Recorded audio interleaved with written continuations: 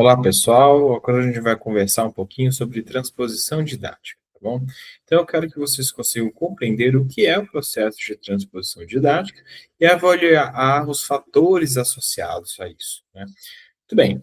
Então, quais são os elementos básicos envolvidos em um processo de ensinagem, né? Ou seja, de ensino e aprendizagem? Basicamente, a gente tem o estudante, né, o discente, temos os professores, os docentes, e os saberes aí a serem ensinados, né? Isso daí é o que a gente chama de triângulo didático, né? São os três elementos básicos que vão interagir entre si, né? Entre o professor e o aluno, né, o discente e o docente, existe um contrato didático, contrato pedagógico, ou seja, um combinado, né, mais ou menos explícito, sobre o que é a responsabilidade de cada um em prol ali da formação, né, do estudante. O professor, ele tem aí uma interação com os saberes, né, com os conhecimentos a serem ensinados, né, ou seja, ele tem objetivos, né, de serem ensinados, ele vai propor tarefas, né, atividades para desenvolver isso, né, e esse é o processo de didatização, né.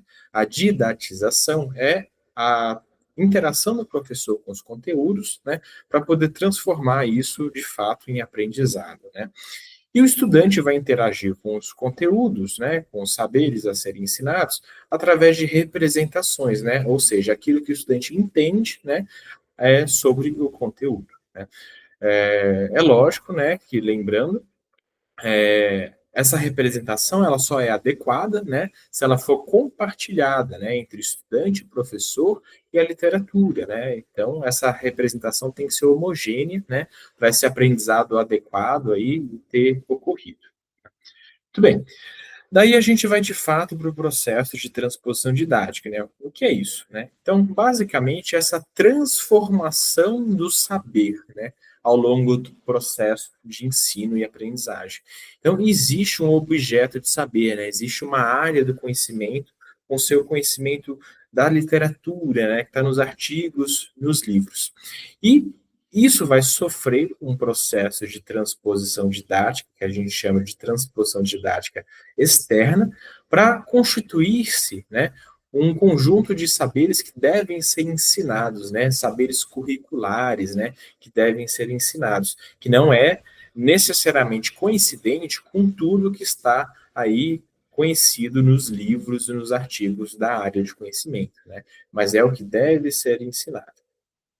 Daí, esse conjunto de conhecimentos vai sofrer um processo de transposição didática interna para constituir aí os saberes que vão ser efetivamente ensinados e como vão ser ensinados, né? Ou seja, pegar o que está escrito em livros e artigos e transformar numa atividade de ensino em si, seja uma aula, seja uma atividade mais ativa, um exercício, né? Seja o que for, né? Então, esses processos de transformação, eles alteram a forma como aquele conteúdo é discutido, como ele é definido, né? Isso é um processo muito importante. Muitas vezes, se a gente for ensinar diretamente algo do conhecimento, né, sem fazer o processo de transposição didática para o nosso público, a gente pode tornar esse conhecimento inteligível ou prejudicar o aprendizado, né? Então, muito bem. E esse processo de transformação do objeto de saber para um objeto curricular e até para um aprendizado efetivo deve passar também transversalmente, né, ao longo de todo o processo, para um processo de vigilância epistemológica. O que, que é isso? É o que garante que não ocorra uma degeneração do conhecimento, ou seja, que o conhecimento seja simplificado, ou seja, seja transformado a tal ponto que o que é ensinado não é correto do ponto de vista do conhecimento científico, né? Então a gente tem que tomar cuidado com esse processo de transformação, que às vezes algo, por exemplo, pode não ser ensinado simplesmente porque não é consensual, né, na literatura. Então ele deixa de ser ensinado. Só que não é porque não é consensual que eventualmente não seria interessante ser discutido em sala de aula. Ou porque, por exemplo, entre a transformação de um conhecimento do livro didático para a aula, o professor eventualmente simplifica demais, né? Ou usa lá de uma analogia, né? De alguma estratégia didática que acaba simplificando e tirando o significado original, né? Ou alterando o significado original, e isso não é adequado. Então, ao longo de todo o processo, deve ocorrer uma vigilância epistemológica para a gente não deturpar, né, o que é o conhecimento científico aí, de fato, daquela área do conhecimento, né? Muito bem. E o que influencia a transposição didática, né? Existem vários fatores, né? Daí a gente vai para o modelo KVP, né? O modelo KVP, ele diz respeito sobre conhecimentos, valores e práticas sociais que vão ali permear aquelas concepções sobre o conhecimento que está sendo ensinado, né? Então, no modelo KVP, a gente primeiro precisa avaliar o conhecimento, né? Ou seja, aquele conhecimento está sendo ensinado, ele é coerente com a comunidade científica, ele é coerente com aquela área do conhecimento, a literatura especializada. Esse é um primeiro ponto para garantir que essa transposição didática está sendo feita de uma forma adequada. O segundo ponto são os valores, né? A representação social e outros pontos de vista associados, por exemplo, a ideologias, religiões, né? Está influenciando, né, o como você está ensinando algo, né?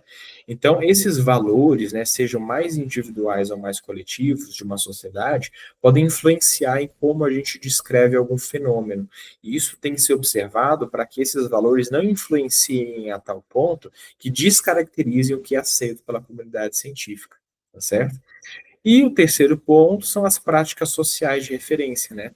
Então, existe aí processo de aplicação a situações cotidianas, individuais e sociais que podem interferir em como a gente trabalha algum conteúdo. Vamos supor, se existe um consenso social que uma área é mais importante que outra, isso pode influenciar o quanto você ensina e quão bem você ensina uma área, né? E, enfim, se existem aí, no geral, preconceitos numa sociedade, né? Ele pode influenciar em como a gente trabalha um conteúdo. E tudo isso tem que ser observado aí no modelo KVP para a gente fazer uma transposição didática adequada. Tomar cuidado para garantir que o conhecimento ensinado é coerente com a comunidade científica e que ele está observando eventuais vieses dos valores e das práticas sociais, né? Sejam mais aí individuais ou coletivos, tá bom? Muito bem. Daí a gente vai para o terceiro ponto, que é como realizar uma transposição didática, né? Então vamos para um exemplo? Por exemplo, como ensinar sobre a parte condutora do rim, aqui no contexto da monitoria acadêmica de anatomia, né? Então, nosso objetivo é que o estudante consiga compreender a organização dos cálices renais, menores, maiores e da pelve renal, né? Então, como a gente vai ensinar sobre o rim? É mais adequado a gente ir direto para uma peça humana real? A gente ir para uma radiografia, para um raio-x? A gente ir para um desenho? O quê? Por onde a gente vai começar ensinando isso, né? Então, naturalmente, a gente começa por aquilo que é mais simplificado, mas ainda assim rigoroso do ponto de vista técnico, né? Então, a gente pode começar, por exemplo, por um desenho legendado, né? Um desenho legendado em português, um desenho claro, em que consta as estruturas que a gente quer trabalhar. Daí a gente pode partir por uma peça cadavérica real, né, para uma peça de corpo humano, também legendada, né, para o aluno ver o desenho e depois ver uma peça real, né, uma peça real bem dissecada, uma imagem de livro, né. Daí a gente pode ir para uma peça real sem legenda, né, para poder discutir e apontar as estruturas ali, para o aluno ver aquilo agora sem o apoio de uma legenda. Nisso a gente está fazendo uma transposição, a gente fez uma simplificação, a gente fez uma representação do conteúdo para facilitar a compreensão do aluno, né. Aí, depois disso, eu posso partir para uma radiografia, né? Agora eu posso partir para o raio-x, porque o estudante já tem a visualização de um desenho de uma imagem real. Então, ele consegue interpretar, fazer o paralelo, por exemplo, com uma imagem de radiografia, né? Isso daí é um exemplo simples de o que seria essa transposição didática. Imagine se eu fizesse o contrário. Se eu começasse por um raio-x ou por uma peça sem legenda. Eventualmente, isso tornaria o processo mais difícil. Essa didatização não seria feita de uma forma tão adequada para apresentar e trabalhar o conteúdo pela primeira vez, né?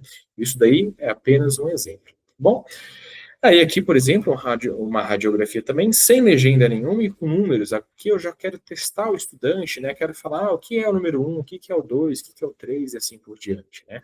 Então, nesse contínuo aí dessa transposição. Tá certo? Então, era esse exemplo que eu queria dar. Bons estudos para vocês.